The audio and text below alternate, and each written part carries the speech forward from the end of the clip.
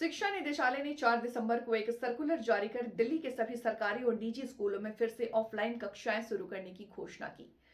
Circular में कहा गया था कि शिक्षा निदेशालय, एनटीएमसी, एमसीडी और दिल्ली छावनी बोर्ड के अंतर्गत आने वाले सभी सरकारी सरकारी सहायता प्राप्त और मान्यता प्राप्त निजी स्कूलों को तत्काल प्रभाव से सभी कक्षाएं ऑफलाइन संचालित करने की आवश्यकता है। दरअसल पिछले महीने 17 तारीख को राष्ट्रीय राजधानी में वायु गुणवत्ता सूचकांक गंभीर श्रेणी में होने के कारण 10वीं और 12वीं कक्षा को छोड़कर अन्य कक्षाएं ऑनलाइन संचालित की जा रही थी। हालांकि 18 नवंबर को 10वीं और 12वीं की कक्षाएं भी ऑनलाइन कर दी गई। इसके अलावा दिल्ली एनसीआर में लागू ग्रैप 4 को हटा दिया गया है। सुप्रीम कोर्ट ने सुनवाई के बाद ग्रैप 4 हटाने का आदेश दिया।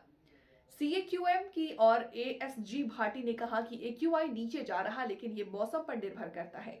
29 नवंबर से डाउनग्रेड हो रहा है। बता दें कि पिछले एक महीने से शहर में लगातार वायु प्रदूषण का सामना करने के बाद दिल्ली का वायु गुणवत्ता में अब सुधार हुआ। सुप्रीम कोर्ट ने कहा कि आंकड़ों पर विचार करते हुए हमें नहीं लगता कि इस स्तर पर आयोग को ग्रैप 2 के नीचे जाने की अनुमति देना उचित होगा।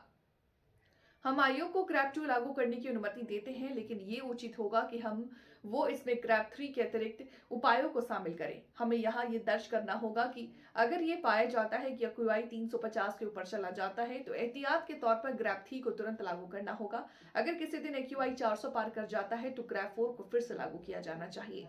बता दें कि ग्रैप 4 के तहत दिल्ली कॉमर्शियल और मध्यम और भारी वाहनों पर भी रोक लगा दी गई है, लेकिन अब ग्रैप 4 हटने के बाद से ये सभी रोक भी हट गई।